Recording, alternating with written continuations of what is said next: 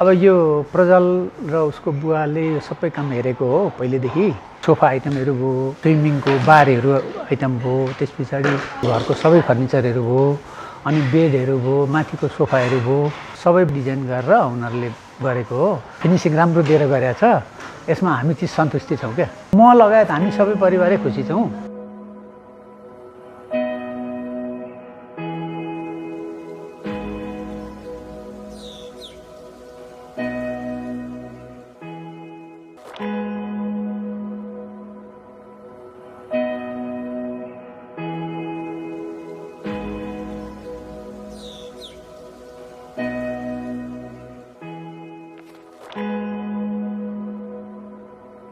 यो तुमसिङ होम डेकरको काम उहाँहरूले यति राम्रो गर्नुभएको छ, यति राम्रो गर्नुभएको छ। हामी त यति सन्तुष्ट छौँ। सोफादेखि लिएर है, किचन हेर्नुहोस्, किचन कस्तो राम्रो छ।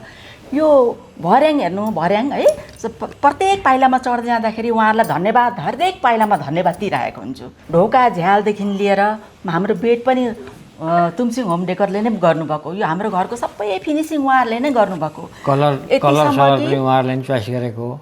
यतिसम्म कि हाम्रो यो वाल पार्टिसन पनि हेर्नु न कस्तो राम्रो देखेको छ है। यस्तो राम्रो गरिदिनु भएको छ। हामी त धेरै सन्तुष्ट छौँ। कस्तो कर्नर लाउने, यो सोफाहरू, डाइनिङ टेबलहरू कहाँ राख्ने, कता राख्दा राम्रो हुन्छ, त्यो पनि सजेस्ट गर्नुहुन्छ र हामी त्यही अनुसार नै गर्छौँ। उहाँहरू पनि आएर हामीलाई सघाइदिनुहुन्छ। कतै नअल्मलिनुहोस्, सबभन्दा राम्रो बेस्ट तुमसिङ होम डेकरलाई सम्झिनुहोस्।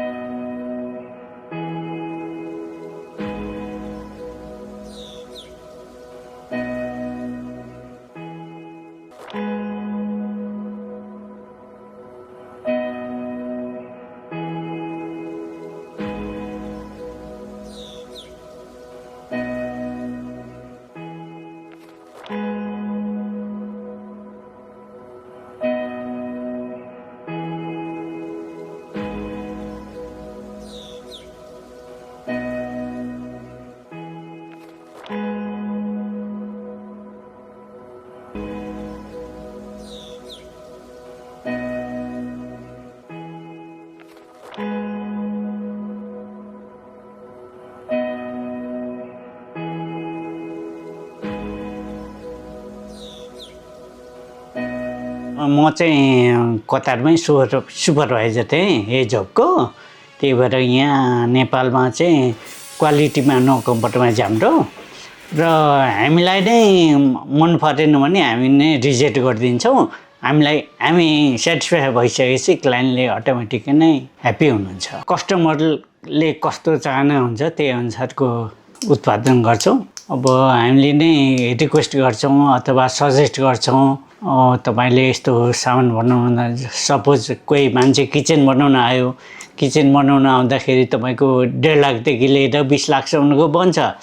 मलाई 1.5 लाखको किचन बनाइदिए भन्यो भने हामी त्यो काम गर्दैनौँ र उसलाई चाहिँ सजेस्ट गर्छौँ कि 1.5 लाखको किचन बनाइस् भने यस्तो हुन्छ भनेर हामीले चाहिँ उहाँहरूलाई सजेसन गर्छौँ।